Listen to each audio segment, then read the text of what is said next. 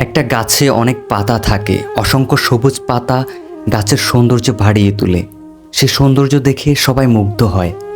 তবে অসংখ্য সবুজ পাতার মাঝে অনেক পাতাই মাঝে মাঝে শুকিয়ে যায়। একসময় সে শুকনো পাতাগুলো গাছ থেকে ঝরে মাটিতে পড়ে যায়। তখন সেই জরা পাতাকে কেউ আর মূল্য দেয় না। মানুষের জীবনও একটা গাছের মতো। এই গাছেও সবুজ পাতার মতো সৌন্দর্য থাকে। সে সৌন্দর্য হলো অসংখ্য সাফল্যের পালক। মানুষের জীবন যখন সাফল্যের পালক দিয়ে ঢাকা থাকে, তখন তাকে সবাই সবুজ পাতার মতো ভাবে।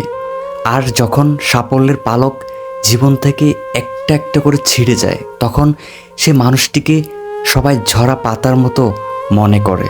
তার জীবনে যেন আর কোনো মূল্যই নেই। সত্যি কি ব্যর্থ হওয়া মানুষগুলোর জীবন গাছের ঝরা পাতার মতোই মূল্যহীন? বনের ঝরা পাতাও কিন্তু অন্যের উপকার করে। বনের হিংস্র বাঘ যখন নিরীহ হরিণ শিকারের জন্য তীব্র বেগে দেয়ে আসে, তখন শুকনো পাতাগুলো বাঘের পায়ের নিচে পড়ে মটমটে আওয়াজ করে। সে আওয়াজ শুনেই হরিণরা বুঝতে পারে বিপদ আসন্ন। এভাবে শুকনো পাতারও নিরীহ হরিণকে বিপদ মুক্ত করতে পারে।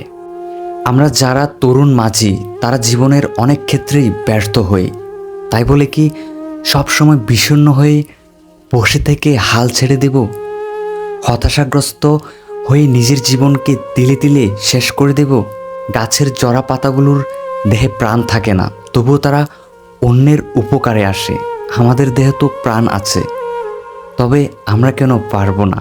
জীবনের চলার পথে কষ্ট আসবেই। স্বপ্ন ভেঙে যাওয়ার কষ্টসহ নানান ডিজাইনের কষ্ট। সব কষ্টই সহ্য করে সামনের দিকে এগিয়ে নেওয়াই হচ্ছে জীবনের মৌলিক বৈশিষ্ট্য।